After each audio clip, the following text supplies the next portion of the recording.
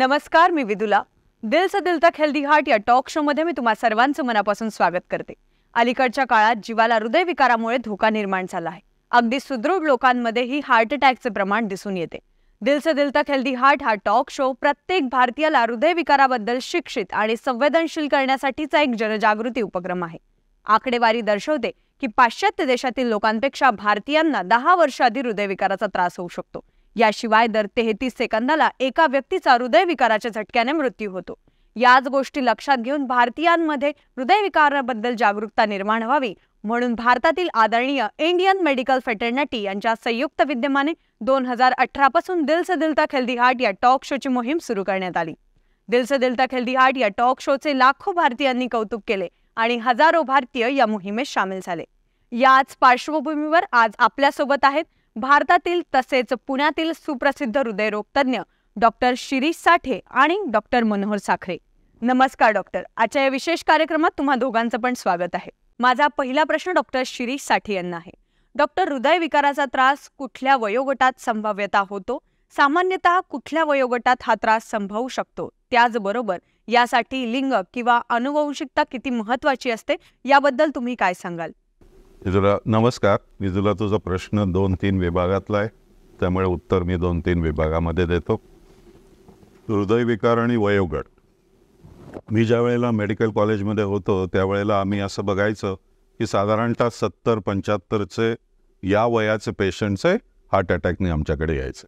गेल्या 40 वर्षामध्ये याच्यामध्ये खूप फरक झाला आहे.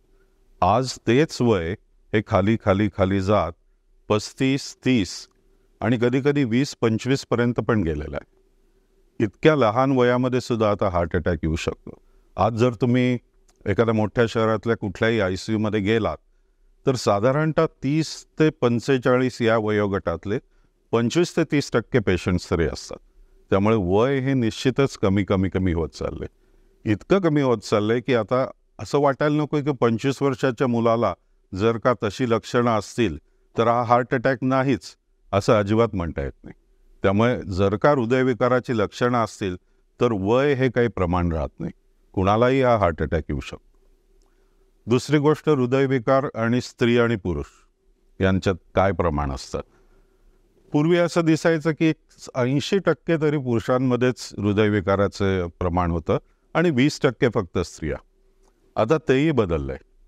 ज्याच्यामुळे हार्ट अटॅक लोकांना येऊ शकतो म्हणजे उदाहरणार्थ हाय ब्लड प्रेशर, हाय कोलेस्टेरॉल किंवा डायबिटीस, मधुमेह किंवा अनुवंशिकता, हे तर आता स्त्री पुरुषांमध्ये समानच असतं. आणि आता जास्तीत जास्त स्त्रियांमध्ये पण आम्ही बघतो की त्यांनासुद्धा हार्ट अटॅकचं प्रमाण हे वाढत चाललंय. आजचा जमाना हा स्त्री आणि पुरुष समानतेचा आहेत आणि त्या बाबतीतही आता स्त्रिया हे आघाडीवर येऊ लागल्यात असं म्हणत आहे. आणि तिसरा भाग म्हणजे अनुवंशिकता. मी म्हणलं तसं या 4-5 गोष्टींमुळे हार्ट अटॅक येऊ शकतो. परंतु याला आम्ही रिस्क फॅक्टर्स म्हणतो. याच्यामध्ये सगळ्यात स्ट्रॉंग रिस्क फॅक्टर कुठला असेल असं मला जर विचारलं तर मी म्हणेन अनुवंशिकता. म्हणजे जर तुमच्या आई वडिलांना किंवा बहीण भावांना किंवा काका मामा जवळचे तुमचे नातेवाईक त्यातल्या कुणाला जर साधारणतः 60-65 जर हार्ट अटॅक आला असेल तर तुम्हाला तो यायचे चान्सेस हे खूप जास्ती असतात. आणि अर्थातच आपण आपले आई वडील बदलू शकत नाही, आपले नातेवाईक बदलू शकत नाही. त्यामुळे ती भीती किंवा ती रिस्क ही आपल्यामध्ये राहतेच. आणि मग त्याच्यासाठी काय करायचं पाहिजे, मला असं वाटतं पुढल्या चर्चेमध्ये आपण त्याविषयी थोडंफार बोलूच. माझा पुढचा प्रश्न डॉक्टर मनोहर साखरे यांना आहे. डॉक्टर, हार्ट अटॅक आणि कार्डियक अरेस्ट यामध्ये काय फरक आहे? त्याचबरोबर सोबत असलेल्या व्यक्तीला तुम्ही काय सल्ला द्याल? नमस्कार.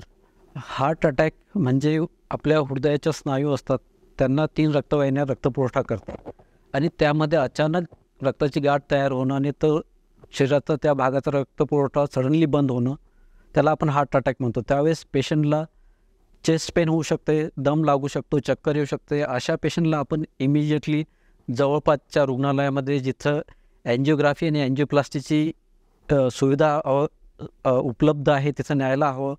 तिथे आपण ECG करणार, हृदयाच्या टेस्ट करणार आणि जो जर मेजर हार्ट अटॅक असेल तर इमिजिएटली अशा पेशंटला आपण बेस्ट ट्रीटमेंट म्हणजे अँजिओग्राफी आणि जी रक्तवाहिनीमुळे हार्ट अटॅक आलेला असेल ते त्याला ओपन करतो. कारण की हार्ट अटॅकमध्ये एव्हरी मिनिट्स काउंट्स. जेवढा आपला डिले होतो तेवढ्या त्या हार्ट मसल डॅमेज होतील आणि तेवढं तुमचं आयुष्य कमी होईल. याला आपण हार्ट अटॅक म्हणतो. कार्डियाक अरेस्ट म्हणजे तुमचं हार्ट सडनली बंद पडणं. त्याच्या कारणामध्ये हार्ट अटॅक एक कारण आहे हार्ट बंद पडण्याचं, आणि त्याला दुसरी पुष्कळ कारणं आहेत. पण जेव्हा तुमचं हार्ट बंद पडते, जेव्हा तुम्ही बघता की त्यांचं पल्स नाही, रिस्पिरेशन नाही, पेशंट अनकॉन्शियस झालेला आहे, जेव्हा तुम्हाला पल्स लागत नाही, आणि तुमच्यापैकी जर कोणी CPR करण्यामध्ये, कार्डियक मसाज करण्यामध्ये जर तुम्हाला त्याच्याबद्दल माहिती असेल तर तुम्ही इमिजिएटली करायला हवा, आणि इमिजिएटली त्या पेशंटला जवळपासच्या रुग्णालयाच्या इमर्जन्सीमध्ये न्यायला हवं. तिथले डॉक्टर तपासून बघतील की तो हार्ट अटॅक कशामुळे आलेला आहे, कार्डियक अरेस्ट कशामुळे आलेला आहे, आणि त्याच्यानुसार त्याची आपल्याला ट्रीटमेंट करता येईल. माझा पुढचा प्रश्न डॉक्टर शिरीष साठी यांना आहे. डॉक्टर, कोलेस्ट्रॉल आणि हृदयविकार यामध्ये काय संबंध आहे, त्याबद्दल तुम्ही काय सांगाल? गेले काही महिने म्हणा किंवा काही वर्ष आपल्या व्हॉट्सॲप युनिव्हर्सिटीवर एक मेसेज सारखा आपण वाचतो की कोलेस्टेरॉल आणि हार्ट अटॅक यांचा काहीही संबंध नाही. परंतु हे निखालस खोटं आहे. कोलेस्टेरॉल आणि हार्ट अटॅक यांचा खूपच जवळचा संबंध आहे. आणि कोलेस्ट्रॉल हा एक असा पदार्थ असतो की जो हृदयाच्या रक्तवाहिनीमध्ये जाऊन अडकून बसतो, आणि त्याच्यामुळे ब्लॉकेज, ज्याला आम्ही म्हणतो ते ब्लॉकेज, त्या हृदयाच्या रक्तवाहिनीमध्ये येतं. आणि हा कोलेस्टेरॉल हा पदार्थ हा रक्तामध्ये वाहत असतो. त्याचं प्रमाण जर का जास्ती असेल, आणि आपल्या सगळ्यांनाच म्हणजे 30-35 आणि त्याच्या वरच्या सगळ्यांनाच, ज्याला आपण कोलेस्ट्रॉल नंबर म्हणतो. आता तुम्ही परदेशात गेलात आणि रस्त्यावरच्या एखाद्या माणसाला विचारलं की तुझा कोलेस्ट्रॉल नंबर काय आहे, तर त्याला ते माहीत असतं. भारतामध्ये फार कमी लोकांना कोलेस्ट्रॉल नंबर काय माहीत. आपल्या सगळ्यांना आपला कोलेस्ट्रॉल नंबर माहिती पाहिजे, आपलं कोलेस्ट्रॉल किती आहे माहिती पाहिजे, ते जास्त आहे आणि त्याच्यासाठी काय करायचं हे अर्थातच तुमचे डॉक्टर्स तुम्हाला सांगतील त्याच्यासाठी काय खबरदारी घ्यायची. पण कोलेस्टेरॉल आणि हार्ट अटॅक यांचं 1-to-1 रिलेशनशिप आहे, आणि त्यामुळेच जर का तुमचं कोलेस्ट्रॉल जास्ती असेल तर ते खाली आणणं हे खूपच महत्त्वाचं आहे. माझा पुढचा प्रश्न डॉक्टर मनोहर साखरे यांना आहे. डॉक्टर, एंजिओग्राफी, एंजिओप्लास्टी आणि बायपासमध्ये काय फरक आहे, आणि एंजिओग्राफी करणाऱ्या प्रत्येक रुग्णाला एंजिओप्लास्टी करणं गरजेचं असतं का? एंजिओग्राफी एक टेस्ट आहे जी सहसा आपण हाताच्या किंवा पायाच्या रक्तवाहिनीमधून एक छोटीशी ट्यूब हृदयाकडे टाकतो, आणि त्याच्यामध्ये औषध इंजेक्ट करून आपल्याला त्या रक्तवाहिन्यामध्ये ब्लॉकेज करतात. तर एंजिओग्राफी ही टेस्ट आहे. त्या रक्तवाहिन्यामध्ये जर 70% जास्त ब्लॉकेजेस असतील, ब्लॉकेज असतील, तर अशा पेशंटसाठी 2 प्रकारच्या ट्रीटमेंट असतं. एक तर एंजिओप्लास्टी असते किंवा बायपास असते. जेव्हा ते 70% जास्त ब्लॉकेज असतील आणि जे एंजिओप्लास्टीसाठी सुटेबल असतील, अशा पेशंटमध्ये सहसा आपण एंजिओप्लास्टी करतो. ती एंजिओग्राफीसारखीच असते जवळपास. आपण त्या हाताच्या किंवा पायाच्या रक्तवाहिन्यामधून ट्यूब टाकतो आणि त्याच्यामध्ये आपण तर बलूननी फुलवतो आणि ते स्टेंट टाकतो. त्याला कुठे टाके लागत. आणि ज्या पेशंटमध्ये मल्टिपल ब्लॉकेजेस असतात किंवा ज्यांना शुगर असते, डायबिटीज असते, ज्या लोकांमध्ये हृदयाचं पंपिंग कमी झालेलं असते, किंवा ज्यांना मेन रक्तवाहिनीमध्येच ब्लॉकेज असतं, आपण त्याला लेफ्ट वेन डिसीज म्हणतो, अशा पेशंटला एंजिओप्लास्टीपेक्षा बायपासचा फायदा जास्त होतो. बायपास ही एक ओपन हार्ट सर्जरी आहे. अशामध्ये या पेशंटमध्ये आपण हाताच्या किंवा पायाच्या किंवा आपल्या चेस्टमधल्या रक्तवाहिन्या काढतो, आणि जे आपल्या हृदयाकडनं एक रक्तवाहिनी निघते, ॲओर्टा म्हणतो, जे आपल्या पूर्ण शरीराला शुद्ध रक्त पुरवठा करते. अशा त्या रक्तवाहिनीला आपण या हाता किंवा पायातून काढलेल्या रक्तवाहिनीचं एक साईट तिथं कनेक्ट करतो, आणि दुसरी साईट ज्या हृदयाच्या रक्तवाहिनीमध्ये ब्लॉकेज झालेला आहे त्याच्यानंतर जो नॉर्मल पोर्शन आहे त्याला कनेक्ट करतो. तर ते त्या ब्लॉकेजला बायपास करते, आणि ही ओपन हार्ट सर्जरी असते, त्याला आपण बायपास करतो. माझा पुढचा प्रश्न डॉक्टर शिरीष साठी यांना आहे. डॉक्टर, आर्टिफिशियल इंटेलिजन्सच्या काळामध्ये हृदयविकाराच्या उपचारात कुठले नवीन बदल झाले आहेत का, याबद्दल तुम्ही काय सांगाल? आर्टिफिशियल इंटेलिजन्सचा रोल हा दिवसेंदिवस वाढतच जाणार आहे, आणि भविष्यामध्ये आपल्याला त्यात बऱ्याच नवीन नवीन गोष्टी बघायला मिळणार आहेत. त्याचा हृदयविकारासाठी उपयोग होतो का, तर आज तरी त्याचा हृदयविकाराच्या उपचारांमध्ये काय उपयोग होत नाही. परंतु ज्या हृदयविकारासाठी ज्या चाचण्या केल्या जातात, जी चिकित्सा केली जाते, त्याच्यामध्ये या आर्टिफिशियल इंटेलिजन्सचा उपयोग हळूहळू येत चालला. एकच उदाहरण मी देतो की सगळ्यात स्वस्त ही कुठली टेस्ट असेल हृदयविकारासाठी, तर ECG. साधी टेस्ट असते ECG सारखी, पण त्याच्यामध्ये ह्युमन आयला म्हणजे आपल्या डोळ्यांना जे दिसतं त्याच्या पलीकडे आर्टिफिशियल इंटेलिजन्स जाऊ शकतं. अशी कल्पना करा की एखाद्या ठिकाणी 10 लाख और त्याहूनही जास्ती ECGs एकत्र करून त्यातल्यामधले छोटे पॉईंट्स बघून जर का एखादं अल्गोरिदम टाईप तयार करता आलं आणि त्याचे प्रयत्न सगळे चालू आहेत, तर ज्या गोष्टी आपल्या डोळ्याला दिसत नाहीत त्या आर्टिफिशियल इंटेलिजन्सला दिसतात आणि त्याच्यामध्ये ती चाचणी आणि ते डायग्नोसिस हे पेशंटला लक्षण यायच्या आधी सुद्धा नुसत्या ECGकडे बघून हे होऊ शकतं. आणि अर्थात त्याच्यासाठी रिसर्च भरपूर चालू आहे. आत्ता तरी त्याच्या पलीकडे जाऊन असं काही थेरप्युटिक म्हणजे काही उपचार पद्धती आर्टिफिशियल इंटेलिजन्समुळे आहे असं नाही आहे. परंतु कालचा जमाना हा कम्प्युटरचा होता, पुढचा जमाना हा आर्टिफिशियल इंटेलिजन्सचा येणार आहे. त्यामुळे निश्चितच त्याचा रोल हा इवन उपचार पद्धतीमध्ये वाढत जाईल असं वाटतंय. माझा पुढचा प्रश्न डॉक्टर मनोहर साखरे यांना आहे. डॉक्टर, हृदयविकाराच्या व्यवस्थापनात औषधोपचारांचे काय महत्त्व आहे आणि औषधोपचारांचे काही दुष्परिणाम आहेत का? हृदयविकारामध्ये औषधीचा खूप मोलाचा वाटा आहे. हृदयविकार एकतर हार्ट अटॅक असू शकतो, त्यांची अँजिओप्लास्टी होऊ शकते, बायपास होऊ शकते, पेशंटला हार्ट फेल्युअर असू शकतो. ह्या मॅक्झिमम पेशंटला लाईफ लाँग मेडिकेशन घ्याव्या लागतात आणि त्यांच्या कार्डिओलॉजीच्या सल्ल्यानुसार त्यांनी घ्यायला हव्यात. त्यांचे जे रिस्क फॅक्टर असतील, डायबिटीज, हायपरटेन्शन, हाय कोलेस्ट्रॉल लेवल, ते कंट्रोलमध्ये ठेवायला पाहिजे.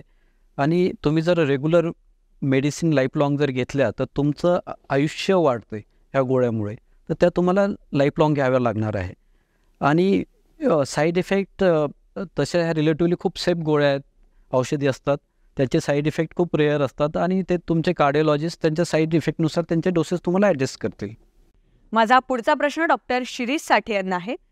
डॉक्टर, असा एक गैरसमज आहे की माझं वय कमी आहे, मला हृदयविकाराचा त्रास होणार नाही किंवा मला मधुमेहामुळे हृदयविकाराचा त्रास होणार नाही, तर याबद्दल तुम्ही आमच्या दर्शकांना काय माहिती द्याल? बघायचे थोडंफार मी त्याविषयी बोललोय की वयोगटाचा जर विचार केला तर आता कुठल्याच वयाला हार्ट अटॅक येणार नाही असं म्हणता येत नाही. पूर्वी जर 70ला हार्ट अटॅक येणं जर कॉमन असेल तर आज 30ला सुद्धा हार्ट अटॅक येऊ शकतो, 25 वयाला सुद्धा हार्ट अटॅक येऊ शकतो. माझा सगळ्यात तरुण पेशंट हा 18 वर्षाचा आहे ज्याला हार्ट अटॅक आला होता. त्यामुळे वय हे काही आता असं राहिलं नाही आहे. मी मगाशीही म्हटलं की जर का हार्ट अटॅकची लक्षणं कुठल्याही वयात आली तरीसुद्धा तो हार्ट अटॅक नाहीच आहे असं समजून चालण्यात अर्थ नाही. 18 वर्षाच्या ज्या मुलाविषयी मी बोलतोय तो कॉलेज स्टुडंट होता आणि त्याला कॉलेजामध्ये छातीत दुखायला लागल्यावर कुणीच असा विचार नाही केला की हे हार्ट अटॅक असू शकतो म्हणून, परंतु त्याला तो हार्ट अटॅकच निघाला. त्यामुळे वय हे आता काही बंधनकारक राहिलेलं नाही. कुठल्याही वयाला तुम्हाला हार्ट अटॅक येऊ शकतो. मधुमेह तर आता असं झालं आहे की भारत ही ज्याला आम्ही वर्ल्ड कॅपिटल ऑफ मधुमेह किंवा डायबिटीस म्हणजे जगामध्ये भारत ही मधुमेहाची राजधानी हो बघतीये. जास्तीत जास्त मधुमेहाचे रोगी भारतात व्हायला लागले. त्यांचं वयसुद्धा हळूहळू कमी होत चाललं आहे. त्यामुळे मधुमेह होणारच नाही, मला लहान वय आहे असं काही कोणी सांगू शकत नाही. सो वय हे काही, आणि मुख्य म्हणजे या मधुमेहाचं असं आहे की तुम्ही जोपर्यंत टेस्ट करत नाही तोपर्यंत तुम्हाला कळत नाही. तुमच्या चेहऱ्याकडे बघून सांगता येत नाही की तुम्हाला मधुमेह आहे की नाही, तुमच्या चेहऱ्याकडे बघून सांगता येत नाही की तुम्हाला BP आहे की नाही. हे त्याच्यासाठी तुम्ही ते चेकच करायला पाहिजे, त्याचं टेस्टच करायला पाहिजे. माझा पुढचा प्रश्न डॉक्टर मनोहर साखरे यांना आहे. डॉक्टर, हृदयविकाराच्या व्यवस्थापनात रक्तदाबाचे नियंत्रित निरीक्षण करणं महत्त्वाचं आहे का? त्याचबरोबर निरोगी जीवनशैलीसाठी आहार विहाराचे काय महत्त्व आहे याबद्दल तुम्ही काय सांगाल? हां, तुम्ही आत्ता सांगितल्याप्रमाणे भारतामध्ये हृदयविकाराचे प्रमाण झपाट्याने वाढत आहे आणि ते प्रमाण जर आपल्याला कमी करायचं असेल तर आपण आपल्या शैलीमध्ये बदल करायला हवा. महत्त्वाचं म्हणजे आपण आपलं वेट मेंटेन करायला हवं आहे. त्याच्यामध्ये आपण जो BMI असतो ते 23 to 27च्या दरम्यान ठेवावा. आपले वेस्ट सर्कम्फरन्स म्हणजे पोटाचा घेर जो असतो तो पुरुषामध्ये 40 इंचपेक्षा कमी आणि स्त्रियामध्ये 35 इंचपेक्षा कमी ठेवायला हवा. त्यासाठी आपण सकस आहार घ्यायला हवा. आहारामध्ये पालेभाज्या, फळं, कडधान्य, डाळी दूध, दही किंवा मासे या प्रमाणाचे पदार्थ जास्त घ्यायला हवेत. आणि जे फास्ट फूड असते, हाय कॅलरी गोष्टी असतात, त्या आपण अवॉइड करायला हव्यात. जसं पिझ्झा, बर्गर किंवा सॉल्टी फूड असते, पापड, लोणचं, ॲडेड सॉल्ट, स्वीट्स, गोड पदार्थ अवॉइड करायला हवे. आणि धूम्रपान जे असते, अल्कोहोल, स्मोकिंग हे टोटली अवॉइड करायला हवे. आणि आपण दररोज नियमित व्यायाम करायला हवा. ॲटलिस्ट आपण दररोज कमीत कमी 10,000 स्टेप्स ब्रिस्क वॉकिंग करायला हवं. त्याच्या व्यतिरिक्त पाहिजे तर आपण ज्या हृदयासाठी चांगले व्यायाम असतात, जसं सायकलिंग असते, स्विमिंग, ट्रेडमिल, ह्या गोष्टी आपण करू शकतो. नियमित दररोज रात्री आपण कमीत कमी 7 तास तरी झोपण्याचा प्रयत्न करावा. आणि आयुष्यामध्ये आपल्या काही जेवढं आपण ताणतणाव टाळू शकतो, स्ट्रेस टाळू शकतो, तेवढा आपण टाळावा. आणि आपल्याला जे रिस्क फॅक्टर असतील, जसं सरांनी सांगितलं, डायबिटीज असेल, हायपरटेन्शन असेल, हाय कोलेस्ट्रॉल असेल, तर ते आपल्या कार्डिओलॉजिस्टचे रेग्युलर फॉलोअप करून ते कंट्रोलमध्ये ठेवायला हवा. तो आपल्याला जर ब्लड प्रेशर असेल, तेही आपण कार्डिओलॉजिस्टशी रेग्युलर फॉलोअप करून ते कंट्रोलमध्ये ठेवायला हवे. आजकाल आपण ते ब्लड प्रेशर घरीसुद्धा मॉनिटर करू शकतो. इलेक्ट्रॉनिक डिव्हायसेस असतात. आणि स्टडीजमध्ये ते कळालं की जे आपण घरी BP मॉनिटर करतो, ते हॉस्पिटल ब्लड प्रेशरपेक्षा त्याची रिलायबिलिटी जास्त असते. कारण की तेव्हा पेशंट स्ट्रेस फ्री असतो. हॉस्पिटलमध्ये ऑलमोस्ट 30 to 40% पेशंटमध्ये ते BP हायर साईडला दाखवते. त्याला आपण व्हाईट कोट हायपरटेन्शन म्हणतो. तर जेवढे आपण हे रिस्क फॅक्टर कंट्रोलमध्ये ठेवणार, तेवढे हृदय रोग होण्याची शक्यता कमी होईल. कार्यक्रमाच्या शेवटाकडे जात असताना मी डॉक्टर शिरीष साठे यांना विनंती करेल, डॉक्टर तुम्ही जाता जाता आमच्या प्रेक्षकांना काय संदेश द्याल? त्याविषयी आपण चर्चा केली की ज्याला आम्ही रिस्क फॅक्टर म्हणतो, असे 5 ते 6 रिस्क फॅक्टर्स आहेत. सगळ्यांना आत्तापर्यंत ते माहितीच आहेत. हाय ब्लड प्रेशर आहे, डायबेटीस आहे, स्मोकिंग किंवा तंबाखूचं सेवन आहे, कोलेस्ट्रॉल आहे, अनुवंशिकता आहे. आणि 6वा फॅक्टर जर का आपण कॉन्सन्ट्रेट त्याच्यावर केलं तर हे प्रमाण का वाढत चाललंय हे आपल्याला कळतं. आणि ते म्हणजे आजचं ताणतणावपूर्ण जीवन. 4-5 गोष्टी जर आपण लक्षात ठेवल्या तर आपण हृदयविकारापासून दूर राहू शकतो. डॉक्टर साखरेंनी त्यातल्या बऱ्याचशा सांगितल्या, त्यामुळे मी थोडक्यात त्या सांगतो. एक म्हणजे एक्सरसाइज, ज्याला हार्टसाठी व्यायाम असतो, पण तो नियमित पाहिजे, तो रोजच पाहिजे. चालणं, पळणं, स्विमिंग करणं, सायकलिंग करणं, काहीही ते नियमित रोज करायला पाहिजे. दुसरी गोष्ट म्हणजे आहार. आहाराचं महत्त्व आहेच आहे. आणि तो सुद्धा वेळेवर पाहिजे, वेळेवर पाहिजे. तुम्ही आहार कधीतरी रात्री 2 वाजता जेवलात, दुपारी 3 वाजता जेवलात, तर त्याला काही अर्थ नाही. चांगला आहार आणि तो सुद्धा वेळेवरती पाहिजे. तिसरी गोष्ट झोपेचं महत्त्व खूप आहे. प्रत्येकाने 7 तास झोपायला पाहिजे. आणि ते 7 तास सुद्धा वेळेत, म्हणजे कधीतरी पुन्हा रात्री 2-3 वाजता झोपलंय असं नाही, तर वेळेवर झोपून 7 तासामध्ये झोपायला पाहिजे. चौथी गोष्ट, रेग्युलर चेकअप. तुमच्या डॉक्टरकडे जाऊन, मी मगाशी म्हणलं तसं, तुम्हाला BP आहे की नाही हे तुमच्या चेहऱ्याकडे बघून कळत नाही. ते तुम्हाला चेकच करावं लागतं. तुमचं कोलेस्ट्रॉल किती आहे, तुमची शुगर किती आहे, त्यातलं काही असेल तर तुम्ही रेग्युलरली तुमच्या डॉक्टरकडे जाऊन ते खाली आणायला पाहिजे.